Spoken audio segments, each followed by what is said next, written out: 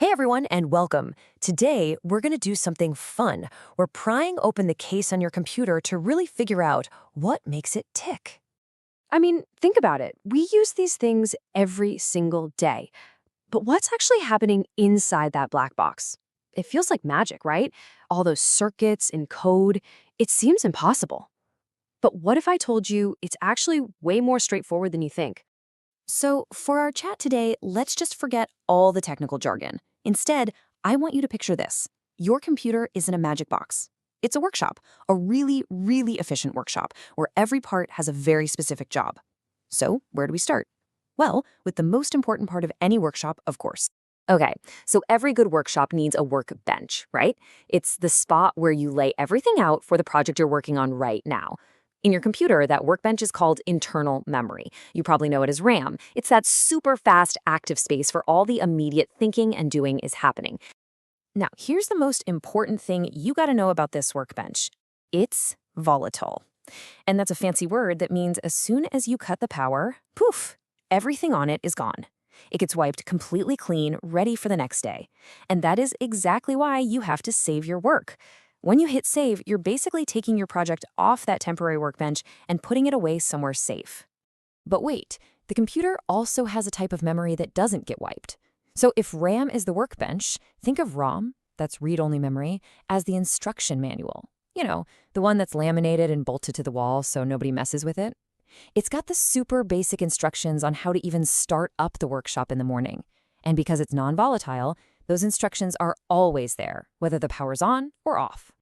Okay, let's get a little more granular here. Our workbench, our RAM, actually has two parts. Think of it like a small, super fast little section right at the front for the tools you need this very second. That's SRAM, and the computer uses it for something called the CPU cache. Then you have the much bigger main work area. That's DRAM, your system's main memory. And you can probably guess the trade-off, right?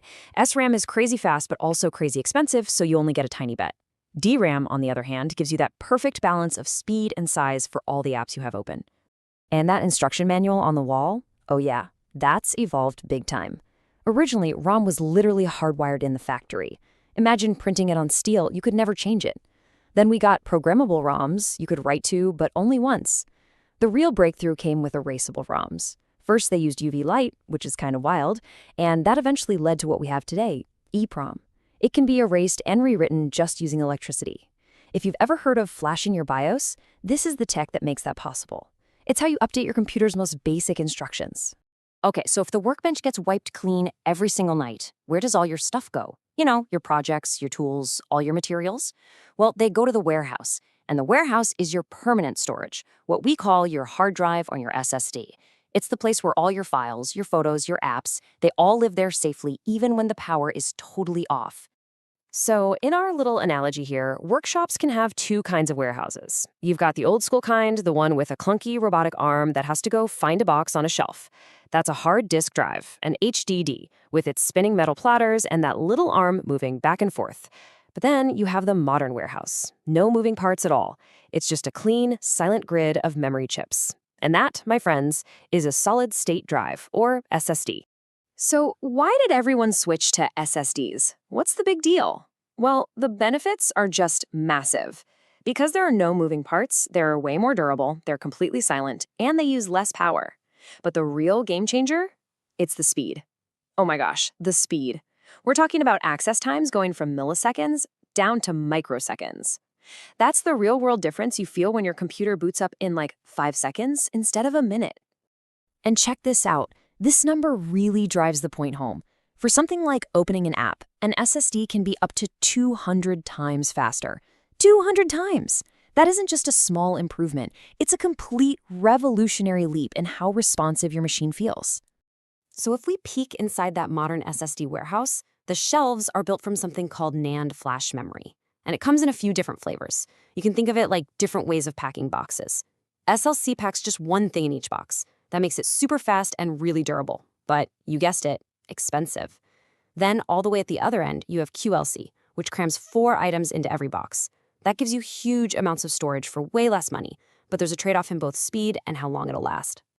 All right, a workshop isn't much good if it can't get orders from customers or ship out the things it makes, right? It'd be totally isolated.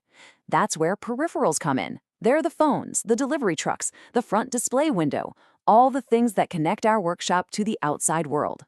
And you know these things like the back of your hand. Input devices are how you tell the workshop what to do. Your keyboard, your mouse, your microphone. Output devices are how the workshop shows you what it's done. Your monitor, your printer, your speakers.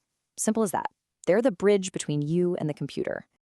But what I think is truly incredible is how we've adapted these basic tools to make computers accessible to absolutely everyone. I mean, just look at some of this assistive tech. You've got eye trackers that let you control a mouse just with your gaze, sip and puff switches for people with motor impairments, and refreshable braille displays that turn what's on the screen into a physical, tactile format. It's just brilliant, brilliant engineering that makes sure everyone can be included. Okay, but let's be real. Typing in every single order by hand?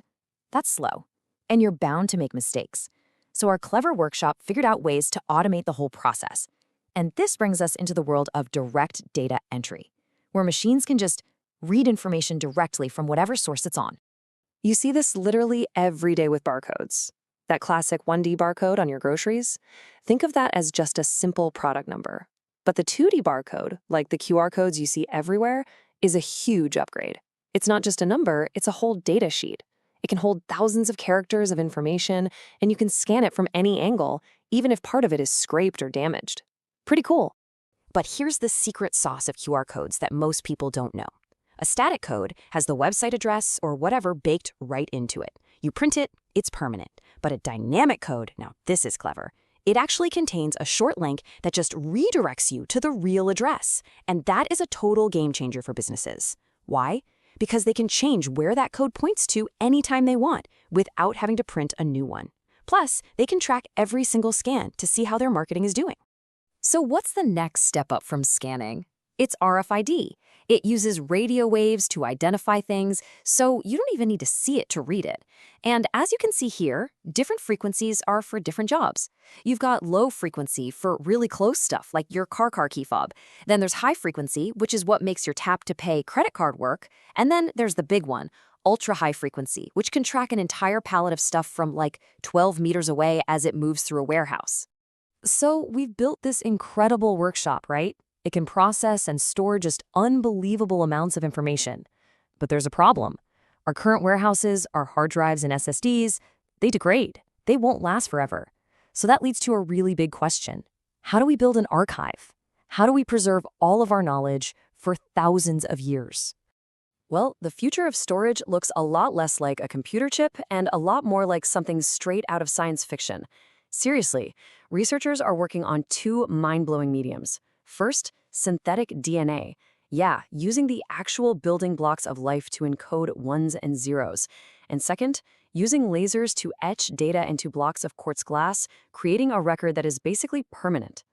And to give you an idea of the sheer potential here, just get a load of this. A petabyte is 1,000,000 gigabytes. This says a single gram of DNA could theoretically hold 215 petabytes in 1 gram. That's a storage density so mind-bogglingly huge, you could store literally everything humanity has ever recorded in a space about the size of a small room.